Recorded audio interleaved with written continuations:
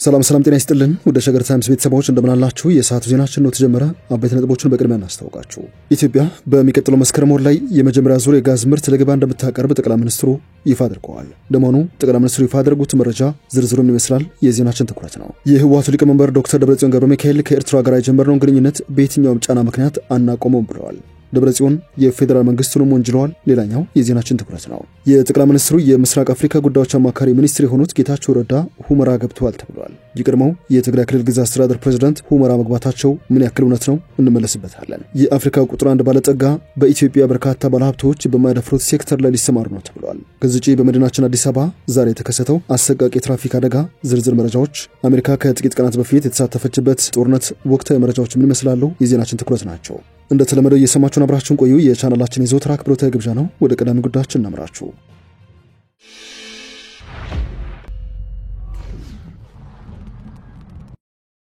ጠቅላይ ሚኒስትር አብይ አህመድ ኢትዮጵያ በ2018 የጋዝ ምርትን ወደ ገበያ ልታቀርብ ነው ሲሉ ይፋ አድርገዋል። ጠቅላይ ሚኒስትሩ ከ7 ዓመታት በፊትም ኢትዮጵያ ድፍድፍ ነዳጅ ማውጣት ሙከራና ሽያጭ እንደምትጀምር መናገራቸው ይታወሳል። የሀገር ውስጥ የዜና ምንጮች እንደዘገቡት ከሆነ ኢትዮጵያ የራሷን ጋዝ ለማምረት ጥረት ስታደርግ መቆየቷ የተገለጸ ሲሆን በመጪው መስከረም የ2018 አዲስ ዓመትም ወደ ገበያ ሊቀርብ የሚችል የጋዝ ምርት ስለመኖሩ ይፋ አድርገዋል። የተሰማው ጠቅላይ ሚኒስትር አብይ አህመድ በሀገሪቱ ከሚገኙ የሚዲያ አመራሮችና የኮሚኒኬሽን ባለሙያዎች ጋር በዛሬው ዕለት አደረጉት በተባለው ውይይት ላይ ነው። ይህ ምርት የት አካባቢ እንደሆነ በቀጥታ ናገሩም። በንግግራቸው ወቅት ግን ላለፉት 2-3 ዓመታትም እኔ የሚጎበኘው ጋዙን ነው እናንተ የምታዩት ስንዴውን ነው ሲሉ መናገራቸው ነው የተሰማው። ከ7 ዓመታት በፊትም ጠቅላይ ሚኒስትር አብይ አህመድ ኢትዮጵያ ድፍድፍ ነዳጅ ማምረት ሙከራና መሸጥ እንደምትጀምር መናገራቸው ይታወሳል። በተለያዩ ምክንያቶች ስራ ላይ ቢሆንም በዚህ መድረክ ላይ ጠቅላይ ሚኒስትር አብይ ኢትዮጵያ ማዳበሪያን ከዳንጎቴ ግሩፕ ጋር ለማምረትም ከስምምነት ላይ መድረሷን አስታውቀዋል። ከዚህ ቀደም በኢትዮጵያ የማዳበሪያ ፋብሪካ ለመገንባት ውጥን መያዙን ጠቅላይ ሚኒስትር አብይ አህመድ የመንግስትን የ2017 በጀት ዓመት የ6 ወራት የሥራ አፈጻጸምን በተመለከተ ለምክር ቤት አባላት ባቀረቡበት ወቅት መናገራቸው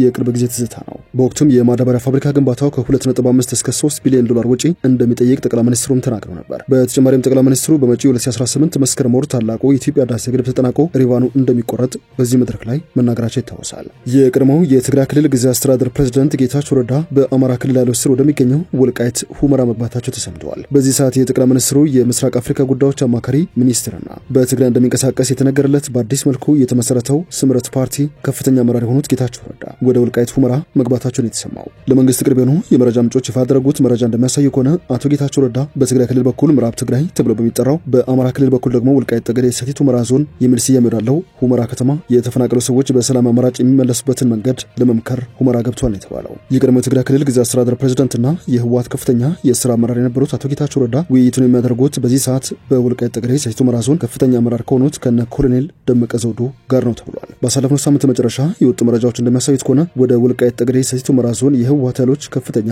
ወታደራዊ ኃይሎቻቸውን እያስጠጉ ነው የሚሉ መረጃዎች ወጥተዋል። እንደዚሁ በትግራይ ክልል የተለያዩ ቦታዎች የሚካሄዱ ወታደራዊ መድረኮች ላይ ንግግር የሚያደርጉ ከፍተኛ ወታደራዊ መኮንኖችም በ2017 የክረምት ወቅት በኃይል አማራጭም ቢሆን ወደ ወልቃይት ጠገዴ ሰቲት ሁመራ ዞን እንገባለን ሲሉ መናገራቸው ይታወሳል። ከዚህ ባለፈ በወልቃይት በኩልም ከሻለቃ በላይ ያሉ ወታደራዊ አመራሮች ከሰሞኑ መሰብሰባቸው ተነግረዋል። ከሻለቃ በላይ ያሉ ወታደራዊ አመራሮች የተሰበሰቡት በነ ኮሎኔል ደመቀ ዘውዱ የተመሰረተው የተከዘ ዘብ የተባለው ወታደራዊ ኃይል ከፍተኛ አመራሮች ናቸው ተብለዋል።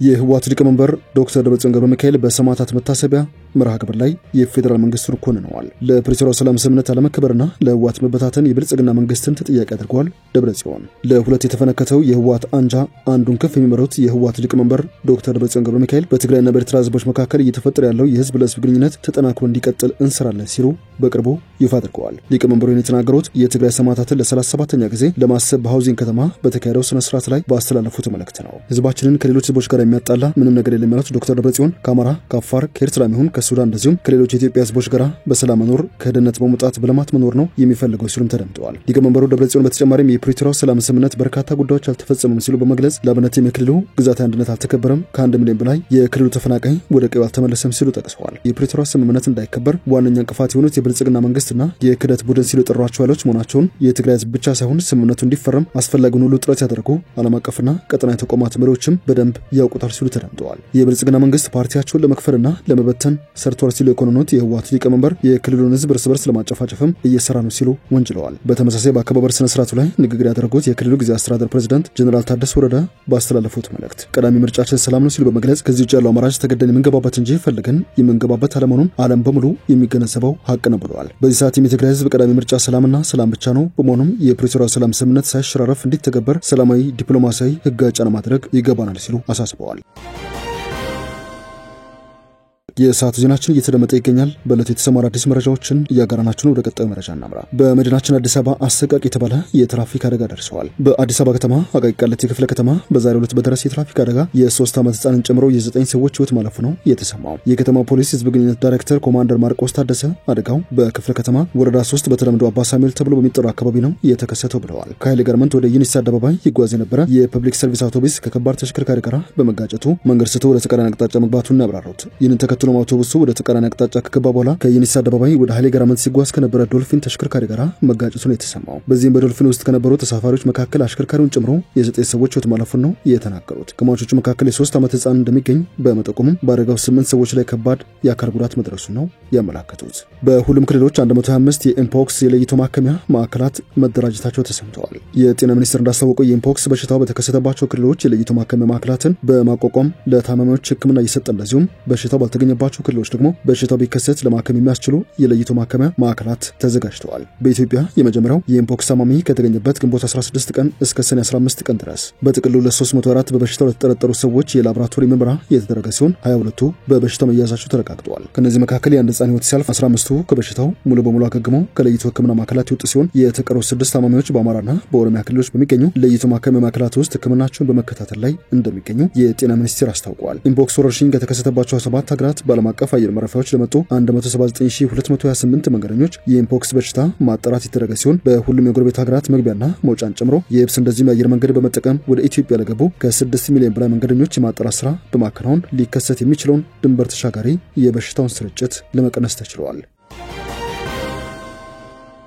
ኢራን የሆርሙዝ ሰርጥ እንዳትዘጋ ቻይና እንድታግባባት አሜሪካ ጥያቄ አቅርባለች። የአሜሪካ ውጭ ጉዳይ ሚኒስትር ማርኮ ሩቢዮ ኢራን ከዓለማችን እጅግ አስፈላጊ የመርከብ መንገዶች አንዱ የሆነውን የሆርሙዝ ሰርጥን ከመዝጋት እንድትከላከል ነው ለቻይና ጥሪ ያቀረቡት። ማርኮ ሩቢዮ ይህንን አስተያየት የሰጡት በኢራን መንግስት ስር የሚተዳደረው ፕሬስ ቲቪ የህዝብ እንደራሴዎች የባህር ዳርቻውን የመዝጋት እቅድ ማጽደቃቸውን ከዘገቡ በኋላ ነው። የመጨረሻው ውሳኔ የጠቅላይ ብሔራዊ ደህንነት ምክር ቤት ነው ሲልም ዘገባው አትተዋል። በነዳጅ አቅርቦት ላይ የሚፈጠር ማንኛውም ማስተጓጎል በኢኮኖሚ ላይ ከፍተኛ መዘዝ ያስከትላል ነው የተባለው። ቻይና በተለይ የኢራን ዘይት በመግዛት በዓለም ቀዳሚ ስትሆን ከኢራን ጋር የጠበቀ ግንኙነትም አላት። አሜሪካ በኢራን የኒውክሌር ቦታዎች ላይ የፈጸመችው ጥቃት ተከትሎ የነዳጅ ዋጋ መጨመሩም እየተሰማ ይገኛል። የአሜሪካ ውጭ ጉዳይ ሚኒስትር ማርኮ ሩቢዮ የቻይና መንግስት በዚህ ጉዳይ ላይ እንዲሰራ አበረታታለሁ፣ ምክንያቱም በሆርሙዝ የባህር ዳርቻ በሚወጣው ነዳጅ ዘይት ላይ በእጅጉ ጥገኛ የሆኑት ቻይናውያን ናቸውና ሲሉ ተደምጠዋል። ኢራን የባህር ዳርቻውን ከዘጋች በኢኮኖሚ ራስን ማጥፋት ይሆናል። ይህንን ለመቋቋም አማራጮችን ይዘን እንቀርባለን። ሌሎች ሀገራት ያንን መመልከት አለባቸው። ከኛ የባሰ የሌሎች ሀገራትን ኢኮኖሚ ይጎዳል ሲሉ ውጭ ጉዳይ ሚኒስትሩ አክለዋል። 20 በመቶ የሚሆነው የዓለም ዘይት በሆርሙዝ ባህር ላይ ያልፋል። በመካከለኛው ምስራቅ የሚገኙ ዋና ዋና ዘይትና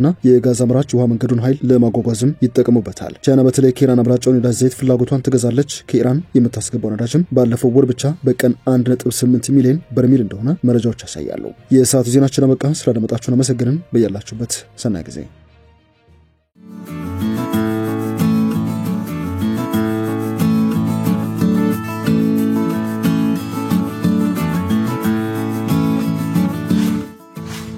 ሸገር ታይምስ ሚዲያን ሰብስክራይብ በማድረግና ደወሉን በመጫን ይከተሉን።